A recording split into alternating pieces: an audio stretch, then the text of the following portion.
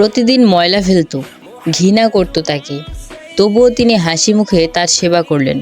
বিশ্বনবী সাল্লাল্লাহু আলাইহি সাল্লামের জীবনের সেই অবিশ্বাস্য ক্ষমা এবং ভালোবাসার গল্প আপনি কি জানেন?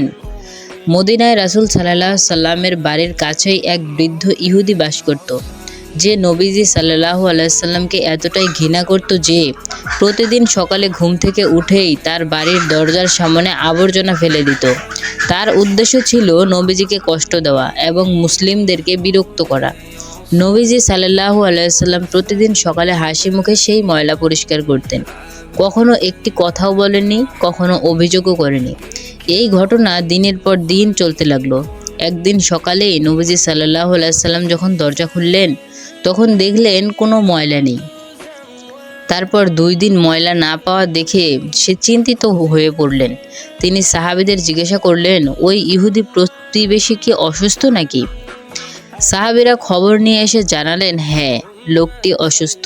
নবীজি সাল্লাল্লাহু আলাইহি সাল্লাম দেরি না করে অসুস্থতার খবর পেয়ে সেখানে ছুটে গেলেন। ইহুদি লোকটি অবাক হয়ে গেল। যাকে সে এত কষ্ট দিয়েছে, প্রতিদিন ময়লা ফেলেছে, সে তার কাছে এসেছে। সেই ব্যক্তি অসুস্থতার খোঁজ নিতে এসেছে। নবীজি সাল্লাল্লাহু আলাইহি সাল্লাম তার খোঁজ নিলেন এবং সেবা করলেন এবং আরোগ্য কামনা করলেন। নবীজি সাল্লাল্লাহু আলাইহি সাল্লাম এর মহানুভবতা দেখে ইহুদি লোকটি এতটাই মুগ্ধ হলো যে সে সঙ্গে সঙ্গে ইসলাম ধর্ম গ্রহণ করলেন। এই গল্প আমাদের এটা শেখায় যে শত্রুর প্রতি ক্ষমা এবং ভালোবাসার আচরণ কিভাবে একজন মানুষকে পরিবর্তন করতে পারে। ভিডিওটি ভালো লাগলে একটি শেয়ার করে দিবেন, অবশ্যই লাইক কমেন্ট তো করবেনই।